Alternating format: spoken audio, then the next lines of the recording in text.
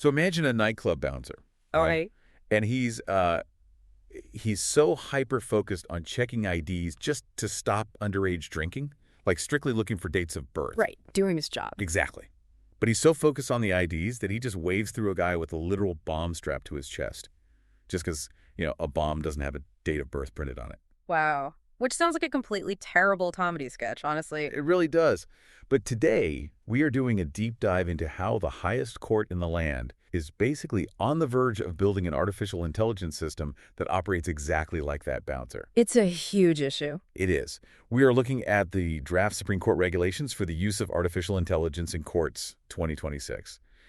People are calling it the SKII. Right? The SPAF? And we've got our hands on this really brilliant architectural breakdown by an analyst named Naavi. And the core premise we're exploring for you today is how a really simple mix-up in legal vocabulary could accidentally leave things like national security secrets and billion-dollar trade secrets completely exposed to AI scraping. While simultaneously putting a maximum security guard on something as routine as, like, a witness's home address. Exactly. It's wild. The stakes here are just phenomenal when you realize we are talking about the actual brain of the justice system's new digital infrastructure. I mean, the fundamental flaw Naavi points out is that the drafters of these 2026 regulations are confusing two very different concepts: Which are? privacy risk and operational security. They are treating a threat to an individual's personal privacy as if it is, the exact same thing as a threat to the integrity of the judicial system itself. Which are totally different things. Completely different. And when you weave that single point of confusion into the code and the regulations of an AI system, it just ripples out to create these massive inconsistencies across the entire framework. Okay, let's unpack this. Because to understand how a system like this gets built, we really have to look at the raw materials, right? Yep. The actual definitions they're feeding into this regulatory framework. Right, because if you were going to tell an AI how to handle the law, you have to define what it's looking at first. Exactly. And the draft regulation basically relies on three core definitions. Now, the first two are relatively tame. The baseline is just data. Which they borrowed straight from the new Digital Personal Data Protection Act of 2023, the DPDPA. Right. And it basically just means any information or facts that can be processed by humans or computers. Yeah. Super straightforward. Yeah, it is just the raw material. The second definition builds on that by establishing jurisdiction. They call it court data. Okay, court data. And this is defined entirely by ownership and source. So if a document is generated by the court or physically sits on a court's server, it is court data. It just draws a clear boundary line around the property of the judicial system. It makes perfect logical sense. I mean, if it's on their hard drives, they own it. It's theirs. Exactly. But the third definition is where the blueprint completely falls apart. And this is sensitive judicial data. Instead of continuing that logical progression, the drafters suddenly, switch tracks entirely. Yeah, they really do. They define sensitive judicial data primarily as personally identifiable information. So, the names, addresses, phone numbers of parties, witnesses, or lawyers. And then they tack on a second qualifier. Right. Any information processed during a court process where unauthorized disclosure might cause harm. And by harm, they mean damage to a person's reputation or their rights. Just think about the burden that specific wording places on a computer system. By defining judicial sensitivity around personal privacy and this incredibly vague concept of reputational harm, It's so vague. they have created a total trap. The trigger for protecting a highly critical piece of legal data is no longer based on what the document fundamentally is. Like a sealed judgment or, a classified military file. Right. Instead, the protection relies on an undefined, totally subjective, case-by-case assessment of whether leaking it might embarrass someone or hurt their reputation. Which is such a bizarre metric for a court. I mean, look, if an AI accidentally leaked my 2 a.m. internet search history where I was looking up weird rash symptoms, That would definitely cause some reputational harm. it definitely would. But we are talking about the Supreme Court here. They deal with things infinitely heavier than a bruised ego. You're basically asking a digital system, or the clerks running it, to crystal ball whether a corporate filing might cause reputational damage a year from now. And the term court process is drawn massively wide in the draft. I mean, it Okay. covers filing, scheduling, legal research, translation, just about everything. Everything, wow. So you have this sweeping operational scope paired with a highly subjective test for what actually deserves protection. It just means the overarching foundation for national security and judicial protection in the AI age is incredibly fragile right now. Okay, let's move this out of the realm of theory. Mm. Let's look at what happens when these rules actually go live. Because this subjective harm test dictates where the physical data is allowed to live Right? and how it is guarded. Right. The rules essentially create a digital border wall. Okay. So, Section 48 of the draft mandates data localization. It says certain data cannot physically leave servers located on Indian soil. But the glitch is they only built this wall around that flawed definition of sensitive judicial data. Wait, really? Just that one? Yes. And the rules also impose sovereign cloud deployment, meaning the data has to be hosted on highly secure government-controlled infrastructure. But again, under the current draft, standard court data isn't subjected to that strict sovereign cloud requirement. Oh, wow. Only sensitive judicial data is given that absolute high standard of protection. Okay, let's game out a scenario here just to see the blind spot for you listening. Let's say two massive tech companies are fighting a brutal patent dispute in court over the exact chemical makeup of a revolutionary billion-dollar microchip. Happens all the time. Right. So they submit the chemical formulas to the judge under sealed cover. Those documents are purely technical. There are no witness addresses, no phone numbers, no personal identifiable information whatsoever. None. Under this privacy-led reading, are you saying that billion-dollar trade secret might not be required to stay on Indian servers just because it doesn't contain a phone number? That is the exact mismatch this framework produces. Because the localization requirement tracks the sensitive judicial data definition, and that definition is overwhelmingly biased toward personal privacy. So massive categories of highly sensitive operational data just slip right through the cracks. Exactly. A judge's private deliberative notes before making a controversial ruling, a draft judgment that gets leaked before it's officially pronounced. Or a sealed cover submission detailing troop movements on the national border. Right. None of those inherently contain personally identifiable information. So under a strict privacy lens, the AI looks at those files and says, no personal data here, not sensitive. Basically, yeah. They are protected, if at all, only by someone hoping that the vague harm test we discussed earlier somehow catches them. That feels so risky. It requires a human or an algorithm to proactively argue that leaking the draft judgment would cause reputational harm to the court. That is just not how you secure critical state infrastructure. I have to ask why smart legal minds would draft it this way in the first place. It feels like a hospital being so utterly terrified of a privacy violation that they lock down the basic patient intake forms in an impenetrable underground vault, but they just leave the million-dollar MRI machines sitting out on the sidewalk. Because an MRI machine doesn't have a social security number on it. Exactly. Why anchor the strongest AI safeguards exclusively to personal information?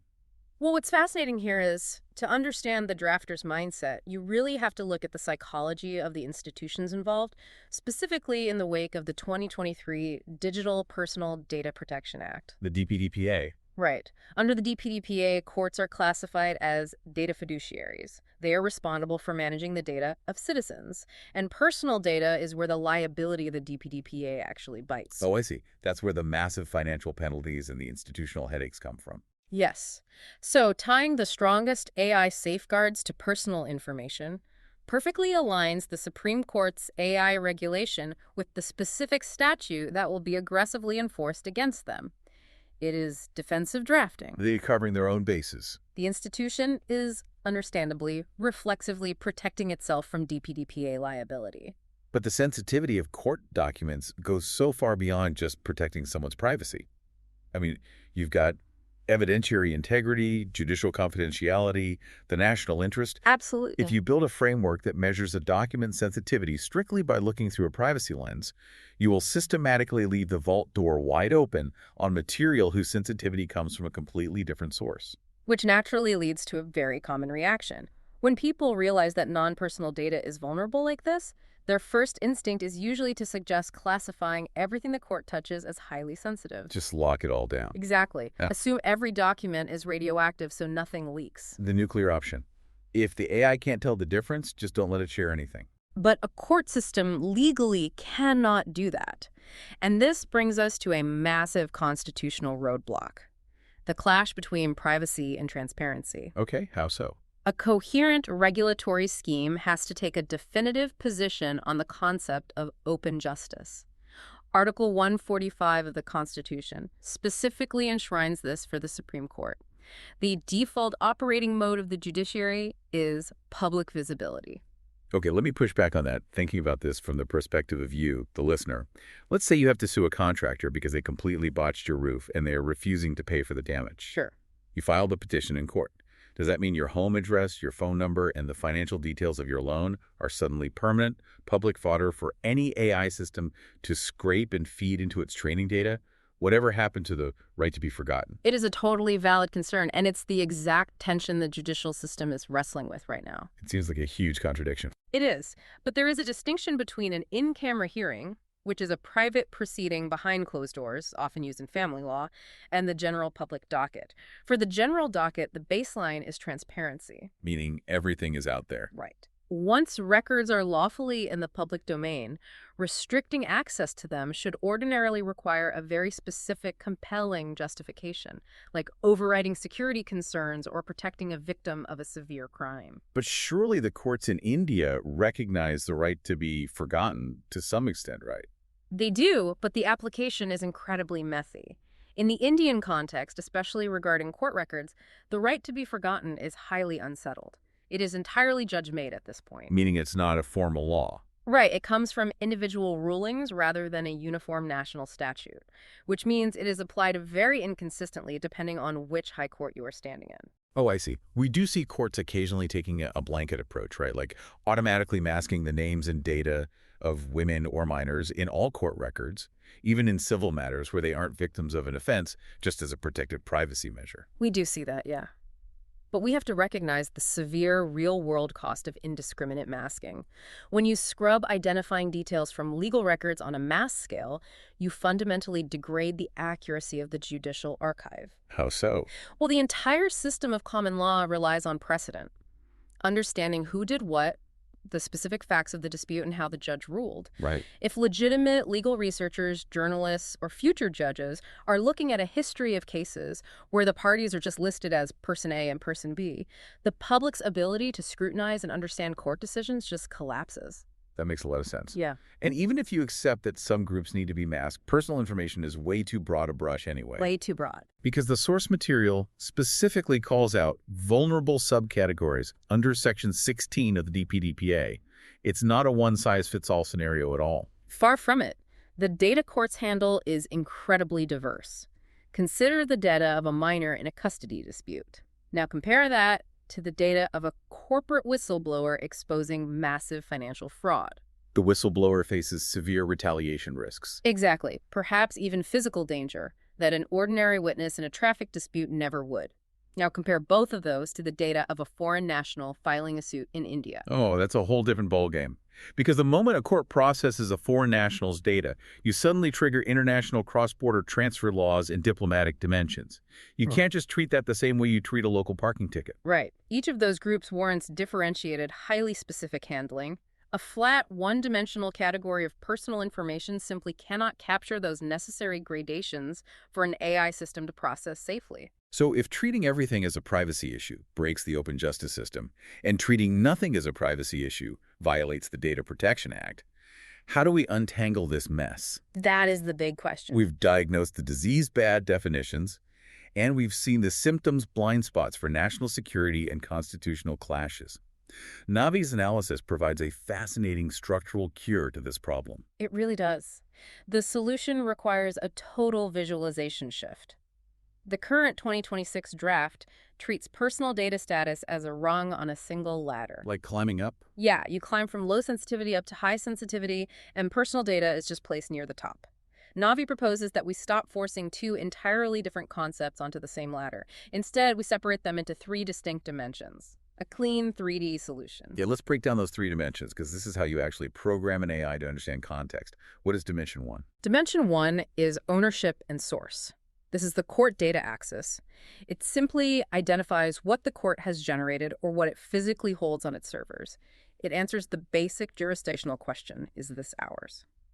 Simple enough? Dimension 2. Dimension 2 is the confidentiality level. This is a graded scale based purely on operational sensitivity. It runs from public, up through confidential, then restricted, all the way to highly restricted. Oh, and this is where the blind spots we talked about earlier finally get fixed. Exactly. Because under this dimension, a draft judgment or sealed document about troop movements naturally gets placed in the highly restricted category based entirely on what the document is. It doesn't matter if it lacks a single piece of personal data. The nature of the document dictates the security, independent of any privacy test. You secure the document based on its functional sensitivity to the justice system and the national interest. That completely solves the operational security flaw. But then where does privacy fit in? If we take it off the ladder, how does the court comply with the privacy laws? That is the brilliance of the third dimension, the personal data attribute. An attribute? Yes. Instead of being a rung on the confidentiality ladder, it acts as a tag or a flag that cuts horizontally across the entire confidentiality scale. This flag identifies information governed by the DPDPA and specifically tags those vulnerable subcategories we mentioned, the minors, the whistleblowers, the foreign nationals. This is such a great way to structure it. To use an analogy, instead of a single ladder where you just climb up to higher security, it's like a physical file folder having both a security clearance badge and D2, a dietary restriction sticker. That captures the mechanics of it perfectly. So a document can be stamped top secret, which is highly restricted on the confidentiality axis, without needing to have an algae to peanut sticker, which represents the personal data flag. Right. The document still gets heavily guarded by the bouncer because of the top secret badge, regardless of what's inside it. And conversely, it solves the open justice problem. Oh, so You can have a final ruling that is entirely public on the confidentiality axis, meaning any citizen or legal researcher can read it to understand the law. But if that public judgment happens to name a minor, it still carries the personal data flag for that specific name. Oh, I see. That flag triggers specific DPDPA masking obligations just for that targeted information, without forcing the entire document into a restricted vault. It harmonizes the entire system. It allows the courts to comply with the privacy mandates of the Data Protection Acts without sacrificing the operational security of the judicial process. Exactly. It allows the AI regime to do what a single conflated concept never could. It protects a non-personal draft judgment as fiercely as it protects a witness's home address, while simultaneously allowing a public judgment to remain public. It's so elegant. The drafters of the SKIF regulations identified the correct underlying problem. AI requires incredibly strict data governance if it's going to operate in the courts. But to solve that problem, the system desperately needs these correct axes. It must distinguish clearly between privacy sensitivity and judicial sensitivity, rather than blurring the two together into an unworkable mess. When we take a step back, why does all of this matter to you listening right now? It matters because we are standing on the precipice of integrating artificial intelligence into the very machinery of how our laws are interpreted, applied, and enforced. That's a huge transition. When we build AI tools to process the law, the definitions we feed those tools dictate the safety of our entire justice system. Getting the vocabulary right isn't just about pedantic legal drafting. It is the ultimate operational safeguard for society. If the foundational logic is flawed, the AI's behavior will be inherently flawed, and it will execute those flaws at lightning speed. Which brings me to a final thought for you to chew on today. Think about this scenario based purely on the facts we've discussed. If AI systems are deployed in the courts based on these current 2026 regulations, the AI will be programmed to only heavily guard and localize data that ticks that flawed, sensitive judicial data box. Which is heavily reliant on personal privacy markers. Right. So what happens when that AI is asked by a clerk to summarize a highly restricted corporate patent dispute? Because that document completely lacks the personal data flag. There are no names or addresses, just complex mathematical formulas. The AI might legally look at its instructions and assume it's perfectly fine to scrape, process, and perhaps even leak that billion-dollar trade secret into a public output. Wow. It's a stark reminder that in the age of artificial intelligence, a poorly defined word isn't just a typo. It is a catastrophic security breach waiting to happen. It really highlights that critical thinking about the foundational instructions we give our machines is more important now than ever. It absolutely is. Thank you for joining us on this deep dive. Keep questioning the systems around you, keep looking for those missing variables, and we will catch you next time.